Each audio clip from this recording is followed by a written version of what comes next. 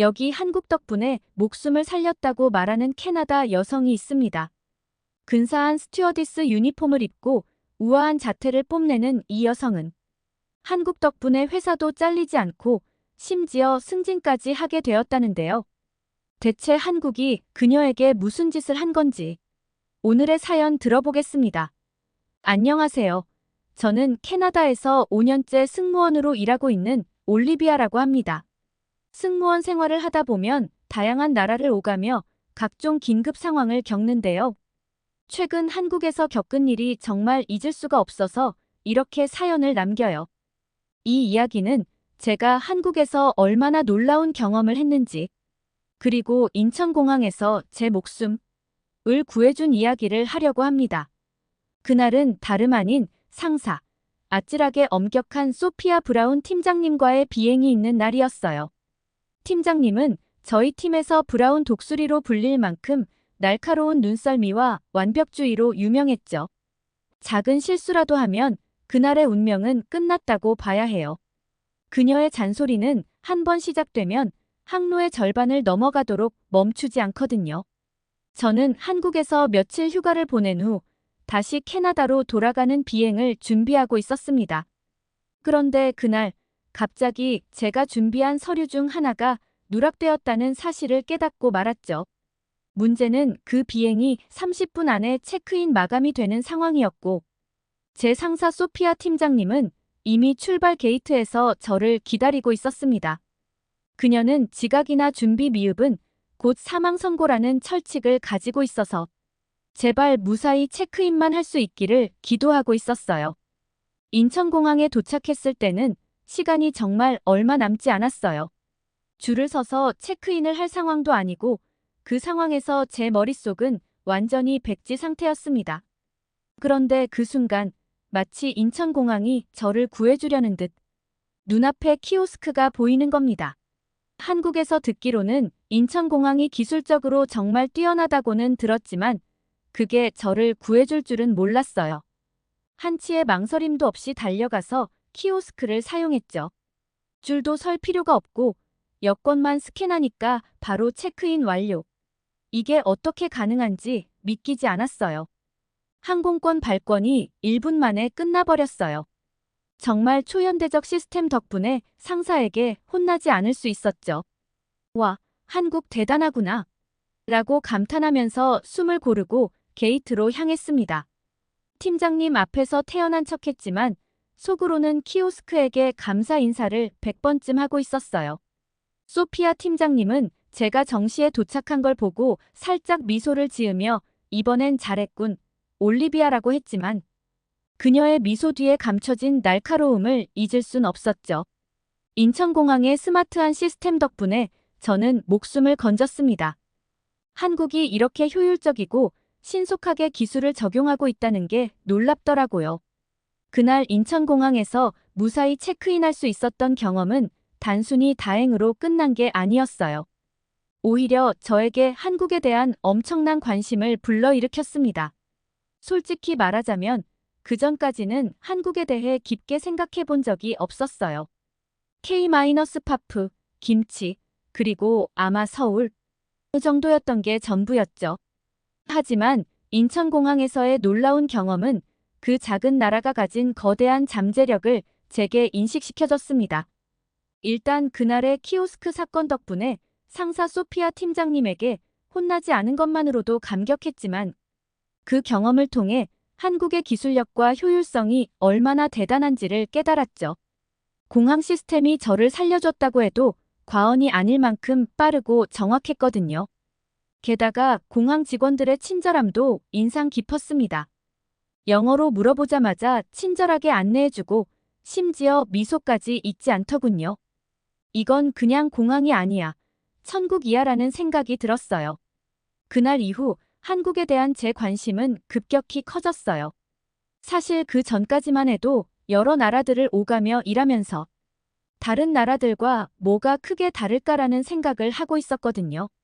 하지만 인천공항에서 겪은 그 짧은 순간이 한국에 대한 제 시각을 완전히 바꿔놓은 거죠. 그런데 이 이야기는 여기서 끝나지 않아요. 제가 한국에 대해 더욱 사랑하게 된 계기는 사실 제 미국인 친구 메리 때문이었죠. 메리는 저와 오랜 친구인데 아이가 어려서 큰 병에 걸렸던 적이 있었어요. 이때 그녀가 한국의 병원에서 아이를 치료받았던 이야기를 들려주면서 한국에 대한 제 환상은 점점 커지기 시작했죠.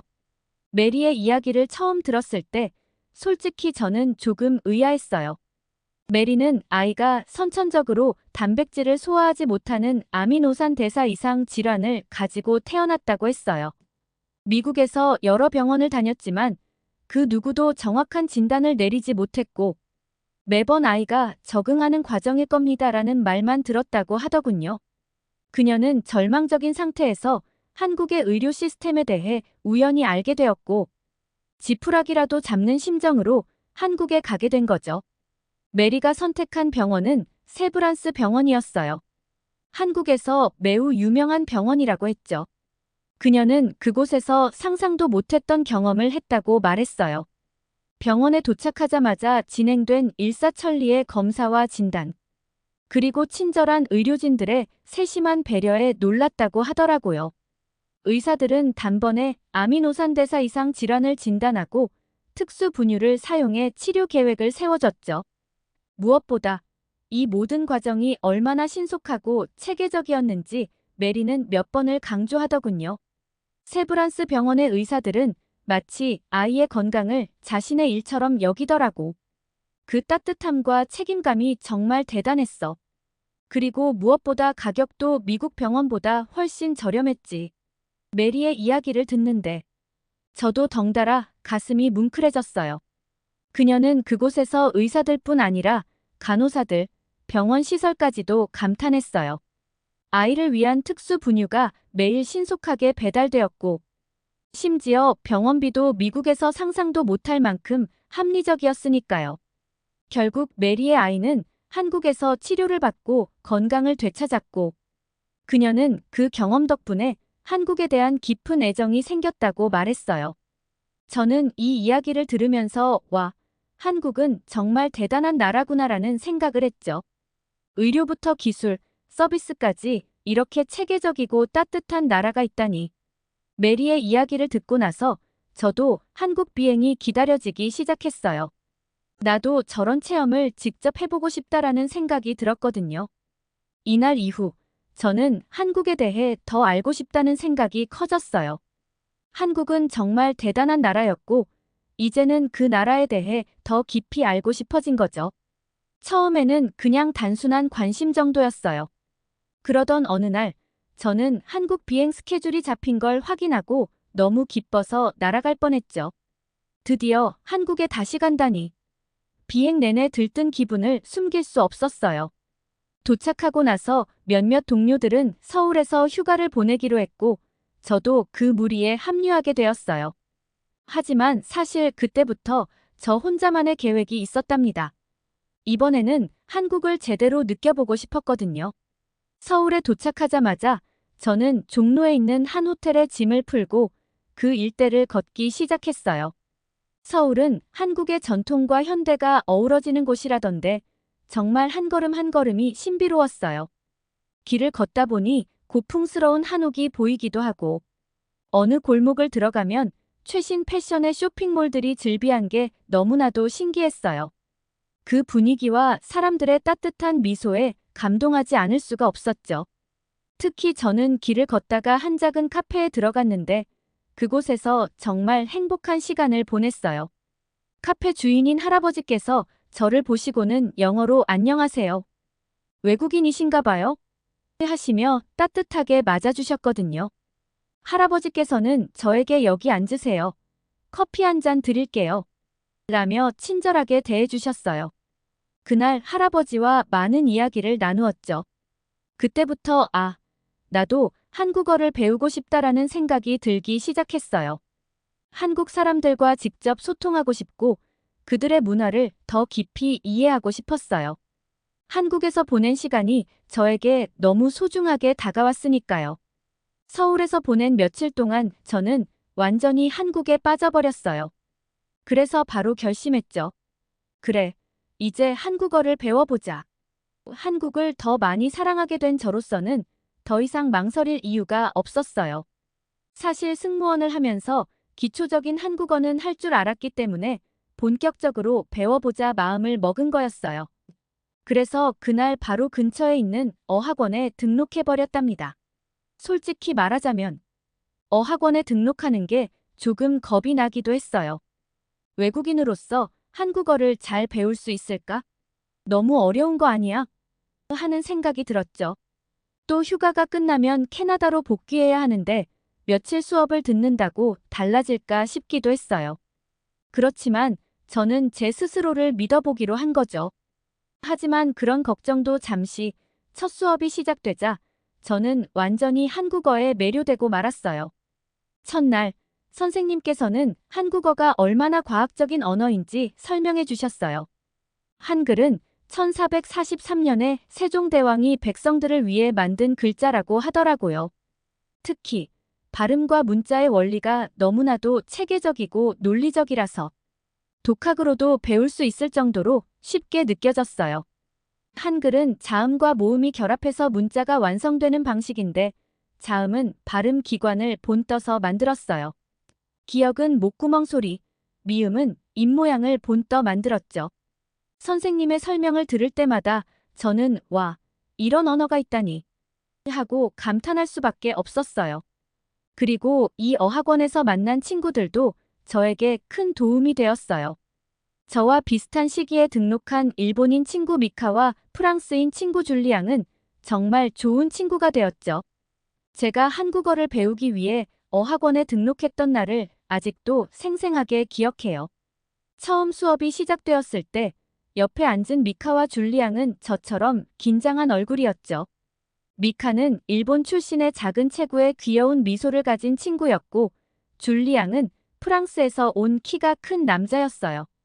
그들은 저처럼 한국어에 대한 열정이 넘쳤고 특히 한국 문화를 사랑하는 사람들이었죠. 첫날부터 우리는 서로의 서툰 한국어 실력을 웃음 속에 공유했어요. 선생님이 안녕하세요를 가르쳐 주시며 발음을 확인하는데 줄리앙은 안녕하세요를 안녕하세요라고 발음해서 교실이 웃음바다가 되었죠. 그 순간 저는 이 친구들과는 분명히 재미있는 추억이 생기겠구나라는 생각이 들었어요. 미카는 한국어를 발음할 때마다 줄리앙에게 교정을 해줬어요. 미카는 일본어와 발음이 비슷한 부분이 있어서 줄리앙보다는 조금 더 나았거든요. 줄리앙은 그때마다 오, 미카, 한국어 선생님 될 건가요? 라며 장난을 쳤어요. 그리고 둘이 장난치면서 한국어 문법을 엉망으로 해석해서 큰 웃음을 주곤 했답니다. 예를 들어 미카가 밥을 먹어요를 밥이 먹어요라고 잘못 말했을 때 줄리앙은 밥이 사람을 먹는 건가? 라며 진지하게 받아쳐서 교실 전체가 웃음바다가 되었어요. 그렇게 우리 셋은 함께 한국어를 배우면서 조금씩 한국 문화를 이해하게 되었고 수업 후에는 종로 일대를 함께 탐방했어요. 특히 한 번은 미카가 정말 가보고 싶다고 한 전통 한복 체험을 하러 갔던 날이 기억에 남아요. 종로에 있는 한복 대여점에서 한복을 입고 경복궁을 구경했는데 미카는 한복을 입고 경복궁에서 김치를 외치며 사진을 찍었어요. 줄리앙은 한국어가 서툴러서 혼자 치즈라고 외쳤어요. 그때 우리는 줄리앙에게 이제 한국에서는 김치라고 해야 해 라고 가르쳐 주었는데 그 친구는 그럼 내 다음 사진에선 불고기라고 해볼게 라며 더 웃긴 말을 만들어냈어요. 저희는 그렇게 김치 치즈 불고기를 외치며 추억의 사진을 많이 남겼습니다. 그리고 나서 우리는 종종 한국의 전통시장도 방문했어요. 특히 한 번은 광장시장에 갔을 때 한국어 실력을 시험해보기로 했어요. 시장에서 각자 원하는 음식을 시키는 미션이었죠. 미카는 빈대떡을 먹고 싶어 했고 줄리앙은 떡볶이를 외쳤어요. 저는 호떡을 골랐죠.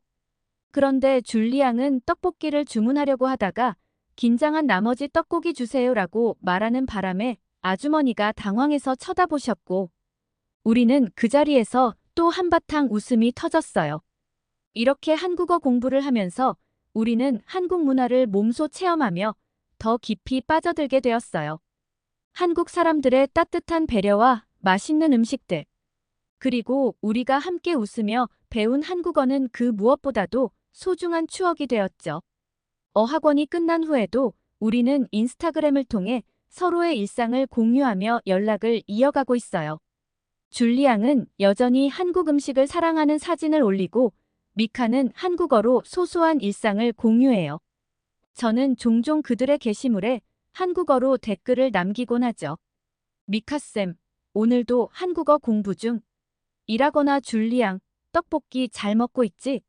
같은 말로요. 이렇게 우리는 비록 각자의 나라로 돌아갔지만 한국어로 이어진 우리 우정은 지금도 계속되고 있답니다. 한국어를 배우면서 얻게 된 이 소중한 인연 덕분에 저는 한국을 더욱 사랑하게 되었어요. 어학원 수업이 끝나고 캐나다로 돌아와서는 독학으로 공부를 이어갔어요. 사실 처음에는 독학으로 가능할까? 라는 걱정이 있었지만 한글이 워낙 체계적이라서 놀랍게도 독학이 크게 어렵지 않았어요. 한국어 문법도 처음엔 복잡해 보였지만 조금씩 익숙해지니 규칙이 명확해서 점점 더 재미있어지더라고요. 특히 자음과 모음이 어떻게 결합하는지 배우고 나니까 단어를 만들고 읽는 게 훨씬 수월해졌어요. 그리고 무엇보다 한국어 공부가 재미있었던 건 배운 걸 바로바로 실생활에서 써볼 수 있다는 거였어요. 한국 비행이 있을 때마다 배운 한국어를 사용해 승객들에게 인사할 수 있었고 그때마다 승객들이 놀라면서 우와, 한국어 잘하시네요 라고 칭찬해 줄 때는 정말 뿌듯했어요. 그럴 때마다 한국어를 배운 보람을 느꼈죠. 한국어를 배우면서 느낀 건 한국어는 단순한 언어가 아니라 사람과 사람을 이어주는 다리 같다는 거였어요. 저는 이제 한국 비행이 잡힐 때마다 설렘과 함께 배운 한국어를 더 많이 써볼 생각에 기대가 돼요. 그리고 한국 승객들과 조금이라도 더 가까워질 수 있다는 생각에 너무 행복해요. 그 후로 저는 한국 비행 스케줄이 잡히기만을 손꼽아 기다리게 되었어요. 사실 한국은 승무원들 사이에서도 인기 있는 노선 중 하나였거든요. 그 이유를 이제는 알 것 같았죠. 한국 비행이 잡히면 정말 신나서 웃음이 절로 나와요. 마치 어릴 때 크리스마스 기다리듯이요. 정말 이상하게도 한국 승객분들만 보면 기분이 확 좋아지더라고요. 그래서 자연스럽게 더 밝게 웃고 서비스도 더 신경 쓰게 돼요. 한 번은 한국인 승객분에게 안녕하세요 하고 인사를 건넸더니 그분이 너무 놀라면서 웃으시는 거예요. 캐나다에도 한국 승무원이 일하나요? 하고 묻길래 저는 신나서 아니요. 저 캐나다 사람이에요. 근데 한국 너무 좋아해요. 라고 대답했어요. 그때 그 승객분이 막 웃으시면서 한국어 잘하시네요 하시는데 괜히 더 뿌듯해서 제가 더 크게 웃었죠. 그리고요. 또 다른 웃긴 일도 있었어요. 기내식 때였는데 제가 한 승객분에게 비빔밥 드실래요? 하고 물어봤더니 그분이 완전 놀라서 어떻게 비빔밥 발음이 이렇게 자연스러워요? 하고 물으시는 거예요. 그래서 제가 자랑스럽게 연습 많이 했거든요. 라고 했더니 그분이 웃으시면서 한국어 공부 열심히 하세요. 라고 하시더라고요. 그때 진짜 너무 뿌듯했어요. 근데 이게 동료들 눈에는 조금 이상해 보였나 봐요. 한 번은 마이클이 저한테 너 왜 한국 승객들한테만 그렇게 특별하게 굴어? 우리한테도 그렇게 웃어주면 안 돼? 하면서 장난을 치더라고요. 그래서 제가 한국 너무 좋아서 그래. 공항도 진짜 편하고 빠르고 병원도 세계 최고야. 한국 손님들 보면 그냥 기분이 좋아져. 하고 말했어요. 그러자 마이클이 고개를 갸우뚱하면서도 웃었죠. 그리고 여전히 소피아 브라운 팀장님과 함께하는 비행이 있을 때면 마음 한구석에 불안감이 피어오르곤 했는데요. 브라운 독수리라고 불리는 그녀의 별명만 들어도 아드레날린이 솟구치는 느낌이랄까요. 팀장님은 작은 실수라도 잡아내는 매의 눈을 가졌고 그런 날에는 하루 종일 긴장을 놓을 수 없어요. 소피아 팀장님의 잔소리가 시작되면 마치 지구 반대편까지 이어질 만큼 길게 느껴지죠. 하지만 그날은 달랐어요. 한국 비행.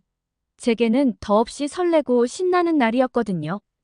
브라운 독수리의 레이더에 걸리지 않도록 신경을 곤두세우면서도 저는 이미 마음속으로 서울에서의 행복한 순간들을 떠올리고 있었죠. 올리비아, 오늘은 또 왜 이렇게 신이 났지? 팀장님이 저를 유심히 쳐다보며 물었을 때 순간 심장이 내려앉는 기분이었죠. 아니, 내가 티를 그렇게 냈나? 차분하게, 아주 태연하게 팀장님, 평소랑 다를 거 없는데요?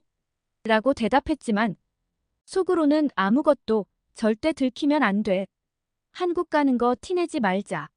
를 외치고 있었죠.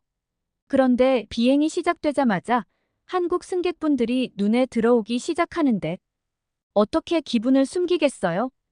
어느 순간 저도 모르게 환하게 웃으면서 안녕하세요 하고 인사를 건네고 있더라고요. 마치 고향 사람을 만난 것처럼 반가운 마음에 한국어로 한두 마디라도 더 건네고 싶은 욕구가 치밀어 오르는 겁니다. 승객분이요. 한국어를 하시네요? 라고 물으면 저는 기다렸다는 듯이 네, 조금 배웠어요. 하고 마구 자랑을 늘어놓기 바쁘죠. 그런데 문제는 팀장님이 다 보고 계셨다는 것이에요. 다른 승무원들은 조용히 일하고 있는데 저는 혼자 한국 승객들과 하하호호 떠들고 있으니 브라운 독수리의 눈에 띌 수밖에요. 비행 중반쯤 팀장님이 저를 부르더니 날카로운 목소리로 올리비아, 뭔가 달라 보이네. 뭐 특별한 일 있어? 하고 물으시더군요. 심장이 쿵 내려앉았어요. 이제 죽었구나 싶었죠. 순간 땀방울이 흘러내리는 것 같았어요. 속으로는 걸렸다. 드디어 걸렸다.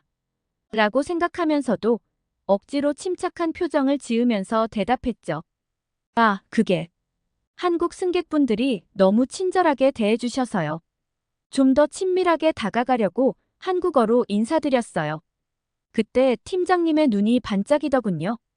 아, 이제 끝이구나 싶었는데 의외로 그녀가 살짝 미소를 지으며 말하는 거예요. 그런 열정은 좋네, 올리비아. 하지만 승객들에게 친절한 건 좋지만 나머지 팀원들 잊으면 안 돼. 라고 하시는 겁니다. 어라? 칭찬이야? 칭찬을 들은 건가? 팀장님의 말을 듣는 순간 속으로 살았다. 살았어. 외치며 소리 없는 환호를 했죠. 그 후로도 비행 내내 팀장님이 저를 예리하게 지켜보시긴 했지만 그날만큼은 그 무서운 잔소리를 피할 수 있었어요. 아마 팀장님도 제가 한국을 얼마나 좋아하는지 알아차린 것 같았죠. 비행이 끝나고 나서 팀장님이 다시 한번 저를 불렀어요. 저는 속으로 이제는 진짜 걸렸나? 하고 긴장했는데 그녀가 말하는 거예요. 올리비아, 내가 한국에 대해 관심이 많다는 건 좋은데 그 관심이 승객들에게도 고스란히 전해졌더군. 승무원으로서 그런 마음가짐은 좋은 자질이야. 라고요. 팀장님이 칭찬을 해주다니. 그 순간 전율이 느껴질 정도였어요. 팀장님이 웃으시면서도 진심으로 저를 인정해준다는 느낌이 확 들었거든요. 며칠 이후 저는 승진까지 하게 되었습니다. 저는 더 이상 소피아 브라운 팀장님과의 한국 비행이 더 이상 두렵지 않았어요. 오히려 매번 한국 비행이 있을 때마다 팀장님에게 인정받고 싶어 더 열심히 하게 되더라고요. 브라운 독수리의 레이더에 잡히지 않고도 인정받는 기분, 이건 정말 최고였죠. 그래서 이제는 한국 비행이 있는 날이면 저는 하루 종일 업되어서 모든 걸 더 열심히 하고 있어요. 진짜 너무 좋아요. 한국어를 배우고 나니 더욱 친숙하고 언제든 놀러 가고 싶은 나라가 되었어요. 한국은 제가 예상했던 것보다 훨씬 더 멋진 나라였어요. 사랑을 담아 이 사연을 보냅니다.